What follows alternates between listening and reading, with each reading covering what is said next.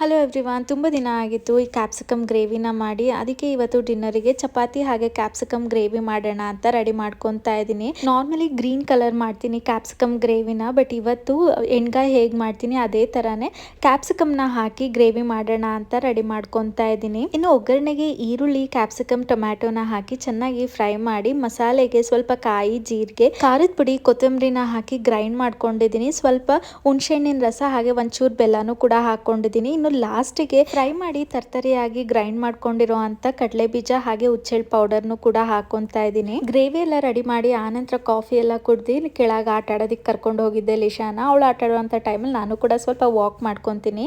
ಇನ್ನು ಲಿಶಾ ಇವತ್ತು ಬರೀತಿರೋ ಅಂತ ಈ MDF ಬೋರ್ಡ್ದು ಲಿಂಕ್ ಏನಾದರೂ ಬೇಕು ಅಂದರೆ ನನ್ನ ಫಾಲೋ ಮಾಡಿ, ಲಿಂಕ್ ಅಂತ ಕಮೆಂಟ್ ಮಾಡಿ. ತುಂಬಾ ಹೆಲ್ಪ್ಫುಲ್ ಆಗಿರುತ್ತೆ ಮಕ್ಕಳಿಗೆ. ಇನ್ಫ್ಯಾಕ್ಟ್ ಸ್ಕೂಲಲ್ಲೂ ಕೂಡ ಇದನ್ನೇ ಯೂಸ್ ಮಾಡ್ತಾರೆ ಪ್ರಾಕ್ಟೀಸಿಗೆ. Thank you for watching. Bye.